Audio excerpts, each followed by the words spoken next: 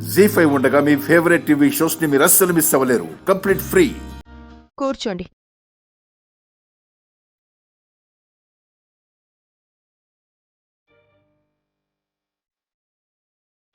అవని ఏదమ్మా? మీరు చేసిన పనికి సంతోషం పట్టలేక వచ్చినప్పటి నుంచి చచ్చిన శవంలా అదిగో ఆ రూమ్ లోనే పడుంది. ఒకసారి పిలువమ్మా. ఎందుకు? మాట్లాడాలమ్మా.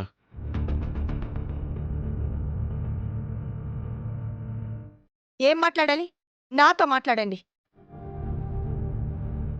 తన తరపున నేను మాట్లాడతాను. అవనిని ఇంటికి తీసుకెళ్దామని వచ్చామమ్మా.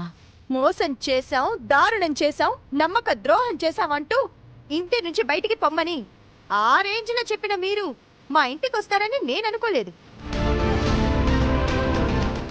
ఒకవేళ పొరపాటుగా వచ్చినా ఇంత తొందరగా వస్తారనుకోలేదు. అలాంటిది మీరు రావడం, నా చెల్లెల్ని తీసుకెళ్తాను అనడం నాకైతే నమ్మశక్యంగా లేదు. ఇదంతా నిజమేనా?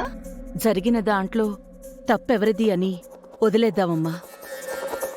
మేమైతే కాస్త తొందరపడ్డామని తెలుసుకున్నాం. మనసు మార్చుకునొచ్చాం. అవనిని పిలు, అవనితో మాట్లాడి ఇంటికి తీసుకువెళ్తాం. మీరు ఇంత తొందరగా మనసు మార్చుకున్నారంటే నాకు నమ్మాలనిపించట్లేదు. ఇందులో ఏదో స్వార్థం ఉంది. మా మేనకోడలికి మంచి చేయాలన్నదే మా స్వార్థం. అంతకు మించి ఏముంటుందమ్మా? మీ మనసులో ఏముందో నాకేం తెలుసు? ఈ రోజు నా చెల్లెలికి ఇలాంటి పరిస్థితి వచ్చింది అంటే అందుకు కారణం ఆ శ్రీకర్. జరిగిన దానికి కారణం శ్రీకర్. తప్పంతా శ్రీకర్దే. శ్రీకర్ వలన ఇదంతా అయిందని మాకు అర్థమైందమ్మా.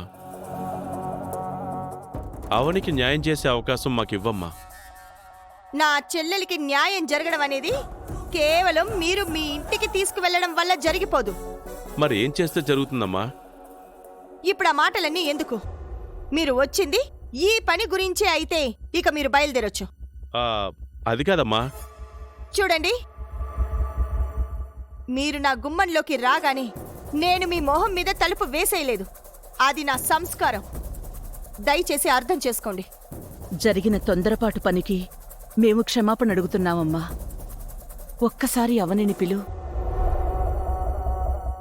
మీరు క్షమాపణలు అడిగినా, ఎంత బ్రతిమాలినా అవని ఎట్టి పరిస్థితుల్లోనూ మీతో రాదు. నేను పంపించను. బయలుదేరండి. నేను వెళ్తాను.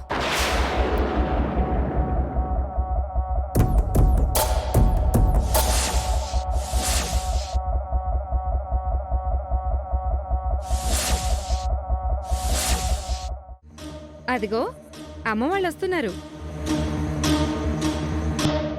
తాతయ్య వాళ్ళతో పాటు ఇంకెవరో వస్తున్నట్టున్నారు. రామా.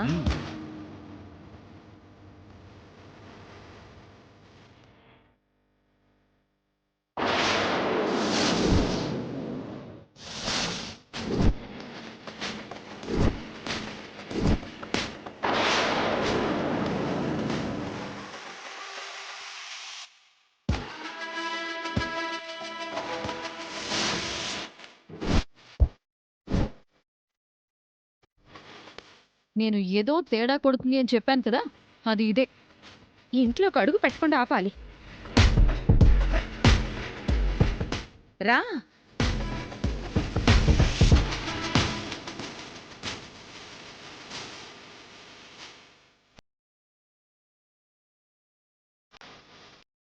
ఆగండి అత్తయ్య.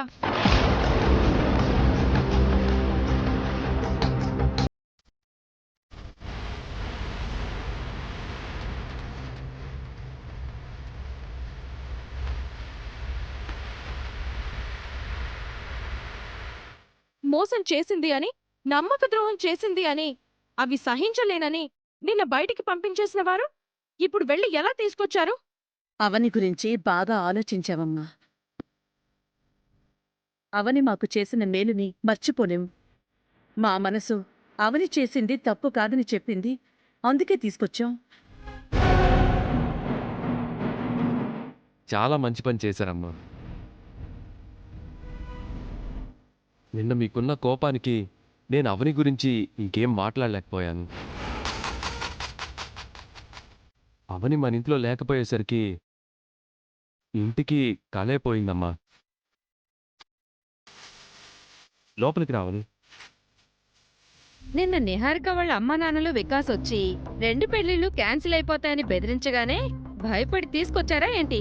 పెద్దవాళ్ళం, మేమేం ఆలోచించినా అన్ని రకాలుగా ఆలోచించే చేస్తాం. మాకు అడ్డుపడిపోకుండా పక్కకు తప్పుకోండి. అది కాదత్తయ్య, అవని చేసిన మోసం గురించి మీరు అప్పుడే మర్చిపోయి ఇలా తీసుకురావడం. నువ్వు కూడా వీళ్ళలా తయారవుతున్నావేంటమ్మా? ఆ, లోపలికొచ్చాక మాట్లాడుకుందాం. అవని, రామ్మా. ఇప్పుడు నేను ఇంటి మేనకోడలుగా వచ్చాను. నాకు దక్కాల్సిన గౌరవం దక్కాలి. ఏం ఆలోచిస్తున్నావు అవని? లోపలికి రా. నాదొక చిన్న కోరిక.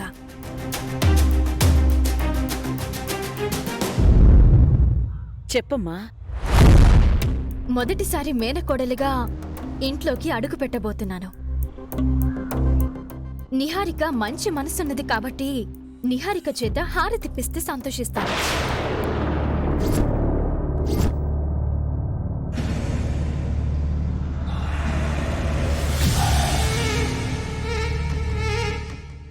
నేనా?